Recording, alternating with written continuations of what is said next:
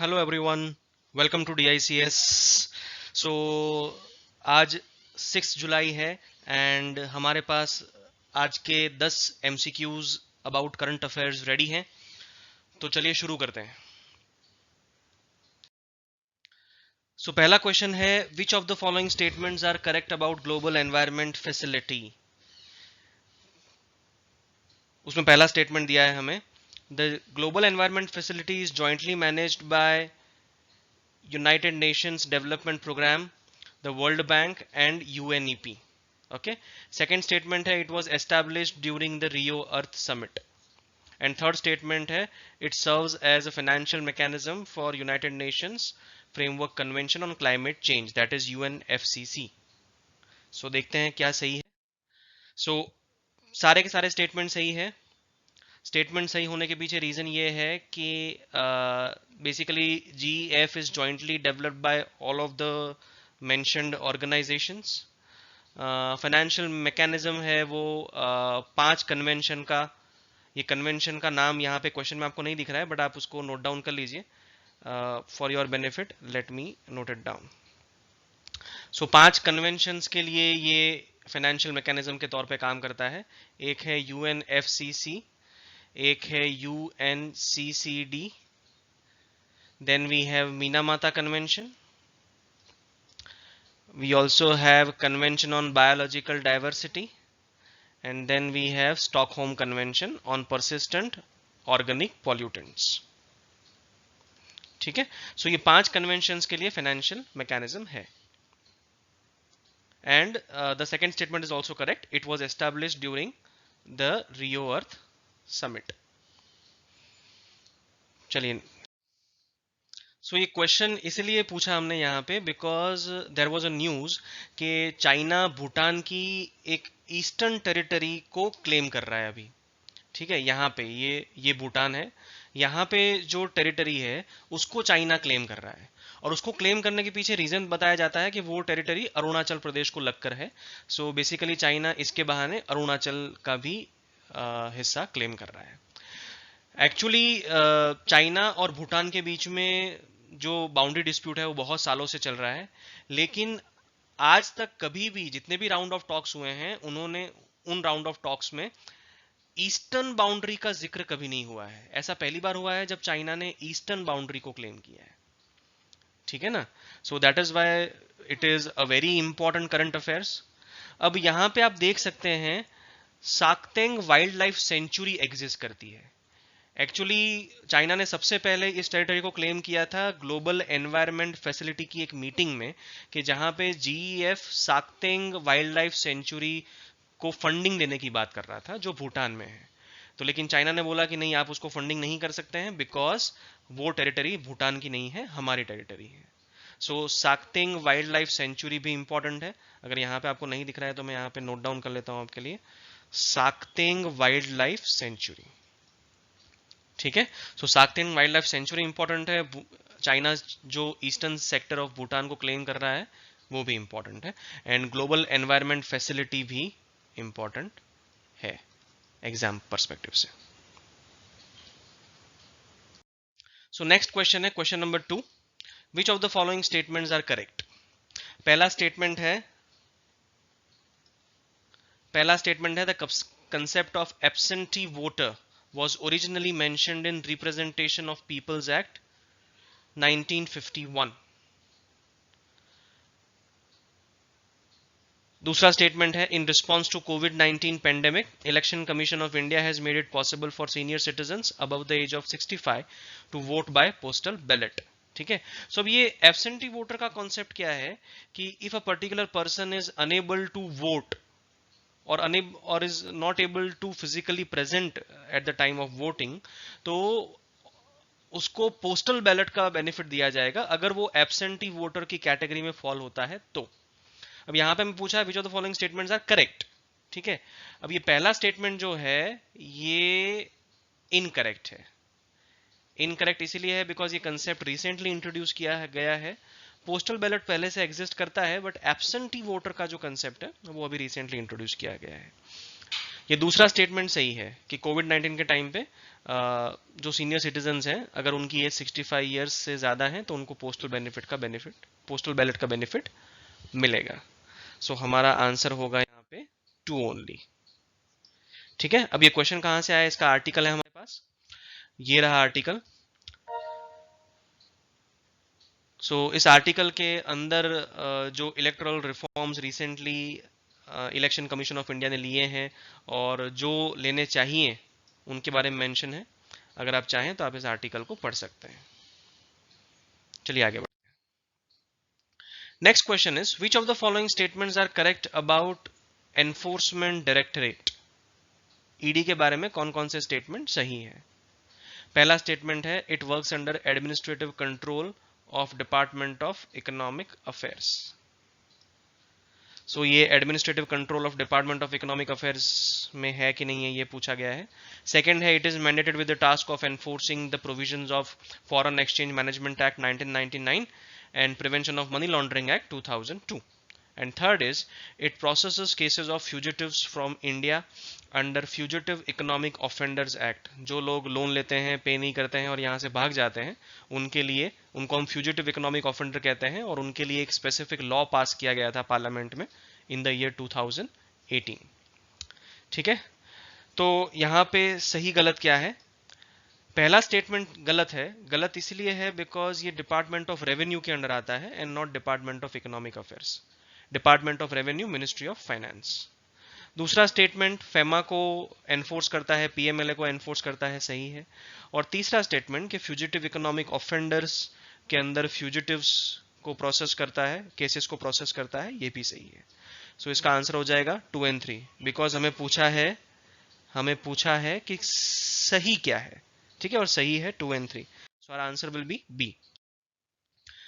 ये particular question इसलिए पूछा है, हमने यहाँ पे रखा है because there was an article which says ED to file another case against Sanjay Bhandari. Enforcement directorate बहुत न्यूज में रहता है। रिसेंटली आपको पता होगा लास्ट ईयर पी चिदम्बरम को अरेस्ट किया गया था। ED is a quite an active body in India. तो ईडी के ऊपर क्वेश्चन आप एक्सपेक्ट कर सकते हैं। प्रीलिम्स में एक बार क्वेश्चन आ चुका है और आगे भी आ सकता है। Which of the following are reasons why landslide occurrences is more frequent in Himalayan region than Western Ghats? Landslides बहुत हो रही हैं अभी, Himalayan region में ज़्यादा क्यों होती हैं compared to Western Ghats? That is what has been asked. पहला स्टेटमेंट है Himalayan rocks are younger than the Western Ghats। क्या Himalayan rocks Western Ghats से younger हैं? दूसरा है statement Western Ghats have lesser man made interferences as of now than what Himalayans have faced. और तीसरा है moving of Indian plate doesn't affect older block mountains of western Ghat as compare to folded mountains of Himalayas. पहला जो statement है Himalayan rocks are younger than Western Ghats, ये statement बिल्कुल सही है। वेस्टर्न घाट बहुत पुराने हैं और हिमालयन रॉक्स जो हैं वो उनसे नए हैं। Second statement Western Ghats have lesser man made interference as of now than what Himalayans have faced, ये भी सही है। हिमालयन जो नदर्न रीजन में है वहां पे मैन मेड इंटरफेरेंस, टनल्स वगैरह बहुत ज्यादा है कंपेयर टू वेस्टर्न घाट्स। वो एंथ्रोपोजेनिक रीजन्स में आता है of landslide. That is correct. तीसरा moving of Indian plate doesn't affect older block mountains of western Ghat as compare to folded mountains of Himalayas, ये भी सही है। हिमालयाज फोल्ड माउंटेन्स हैं और वेस्टर्न घाट जो है वो ब्लॉक माउंटेन है। ब्लॉक माउंटेन पे उसका इफेक्ट कम पड़ता है और फोल्डेड माउंटेन्स पे उनका इफेक्ट ज्यादा पड़ता है। मतलब if a mountain system is folded mountain system then वहां पे लैंडस्लाइड होने के चांसेस ज्यादा है। Answer would be D of the above. ये क्वेश्चन इसलिए पूछा है यहाँ पे हमने बिकॉज मल्टीपल टाइम्स न्यूज में आता रहता है लैंडस्लाइड हो रही है इन डिफरेंट रीजन्स। तो आप भी ऐसे क्वेश्चंस एक्सपेक्ट कर सकते हैं। ये पर्टिकुलर जो सीरीज हमने शुरू की है उससे आपको एक और अंदाजा आएगा। हम आप साइमल्टेनियसली न्यूज़ के क्लिपिंग्स भी यहाँ पे शेयर कर रहे हैं। तो उसे वो बेसिकली इसलिए कर रहे हैं क्योंकि आप जब न्यूज़ आइटम्स पढ़ते हैं तो आप सोचते हैं कि इसी में से डायरेक्ट क्वेश्चन आएगा, बट यूपीएससी जो है वो डायरेक्ट क्वेश्चन इतने नहीं पूछती है। UPSC focuses more on indirect way of asking the questions. Okay, let us move ahead.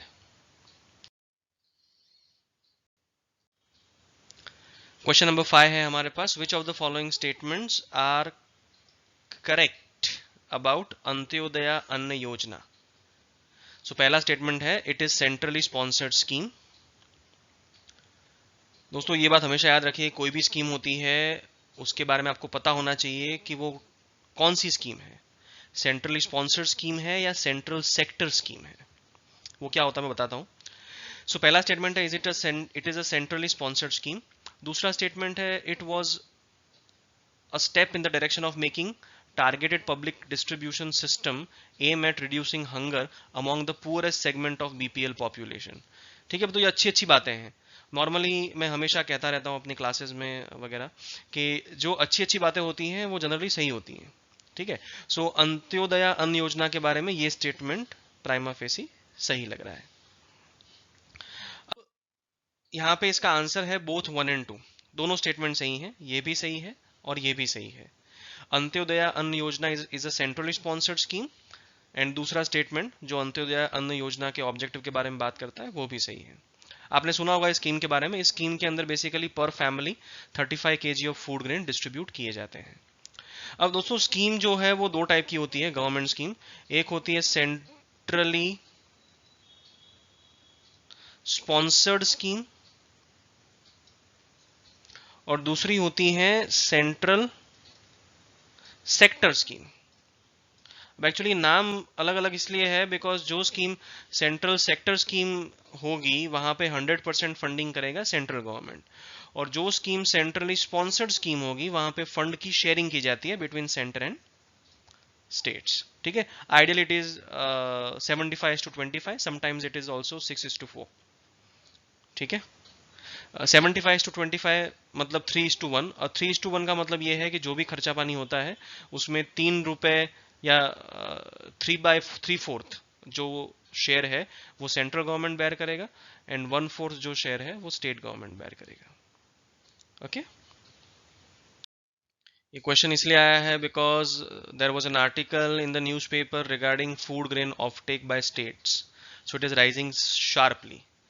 और इसका सीधा मतलब ये है कि बहुत सारे लोग पब्लिक डिस्ट्रीब्यूशन सिस्टम का बेनिफिट ले रहे हैं और गवर्नमेंट उनको वो बेनिफिट प्रोवाइड भी कर रही है, मेनली बिकॉज कोविड-19। यहाँ पे एक और चीज़ इंपॉर्टेंट है जो मैं अभी डिस्कस नहीं करूंगा बट आप अपने तरीके से सर्च कर सकते हैं, that is national Food Security act. आगे शायद एक क्वेश्चन भी है उसको लेके, तो हम उसके बारे में बात करेंगे।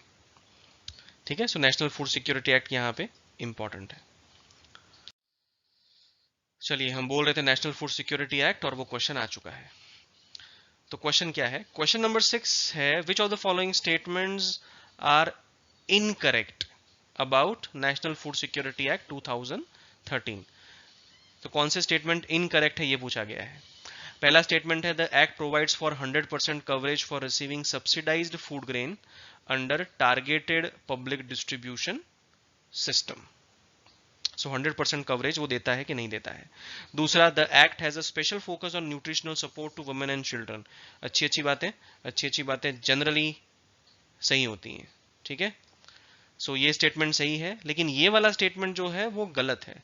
वो गलत इसलिए है क्योंकि ये 67% कवरेज करेगा, ना कि 100%। जो नेशनल फूड सिक्योरिटी एक्ट है वो इंडिया की 67% पॉपुलेशन को सब्सिडाइज्ड फूड ग्रेन प्रोवाइड करने की कोशिश करता है। 75% रूरल पॉपुलेशन कवर होती है और 50% अर्बन पॉपुलेशन कवर होती है। अब पूछा यहाँ पे है, which of the following is incorrect.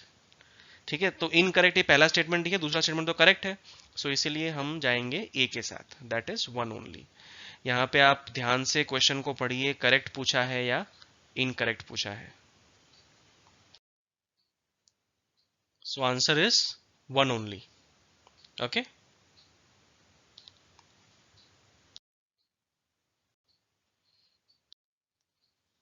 So question number 7, the term remdesivir was recently seen in news, which of the following statements are correct about it। अब रेमडेसिविर जो है वो बहुत न्यूज़ में रहती है, आप सब जानते हैं क्यों रहती है, बिकॉज कोरोना के मामले में उसको एक असरकारक दवाई बताया जा रहा है। ठीक है, तो अब उसके बारे में क्या चीजें सही है देखते हैं। पहला स्टेटमेंट पूछा है, बोला है it is an antiviral drug developed by Indian pharmaceuticals to treat कोविड-19 पेशेंट्स। ठीक है। दूसरा, it was initially developed to treat Ebola virus. अब यहां पे ये जो पहला स्टेटमेंट है, it is an antiviral drug developed by Indian pharma, तो ये स्टेटमेंट गलत है। ये स्टेटमेंट गलत इसीलिए है बिकॉज ये पर्टिकुलर ड्रग डेवलप किया है अमेरिकन फार्मा कंपनी, उसका नाम है गिलियड साइंसेस। ठीक है। एंड सेकंड स्टेटमेंट सही है, it was initially developed for Ebola virus. So second statement सही, पहला statement incorrect, answer is 2 only.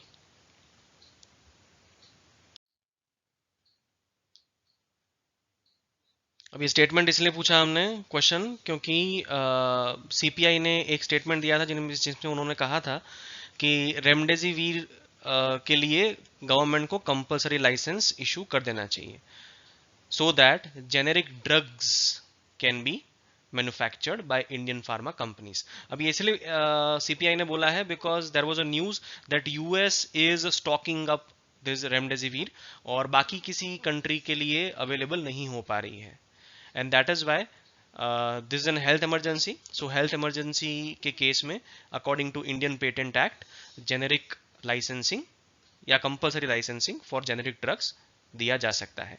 आप इसके बारे में और रिसर्च कर सकते हैं। This particular issue is important from exam point of view. Along with that आप इंडियन पेटेंट एक्ट के बारे में भी थोड़ा सा पढ़ लीजिए, 2005। ठीक है, थैंक यू। नेक्स्ट क्वेश्चन है क्वेश्चन नंबर 8।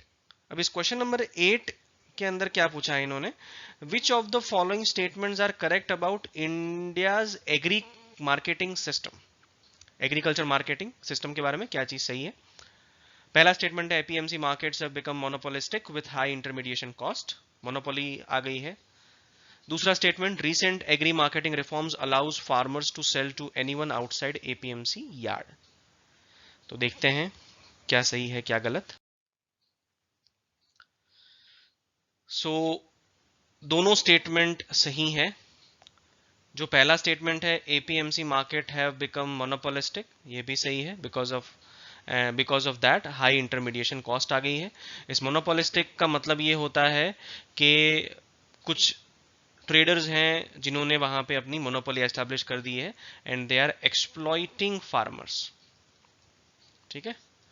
दूसरा स्टेटमेंट है recent agriculture marketing reforms allow farmers to sell to anyone outside APMC yard, ये स्टेटमेंट सही है। एक्चुअली जो एपीएमसी के लॉज हैं that is a state subject because agriculture marketing is a state subject. तो बहुत सारे स्टेट्स के अंदर एपीएमसी लॉज ऐसे हैं कि फार्मर चाहे भी तो एपीएमसी के बाहर किसी को भी अपने प्रोडक्ट सेल नहीं कर सकता है। ठीक है, तो उसकी वजह से क्या होता था कि जो ट्रेडर्स हैं एपीएमसी के अंदर वो फार्मर्स को एक्सप्लॉइट करते हैं। तो अभी ये बंद हो जाएगा बिकॉज गवर्नमेंट ने रिसेंटली एक रिफॉर्म लाया है जिसके अंदर फार्मर अगर चाहे तो एपीएमसी के बाहर भी अपने क्रॉप को सेल कर सकता है। सो आंसर है हमारा बोथ 1 and 2।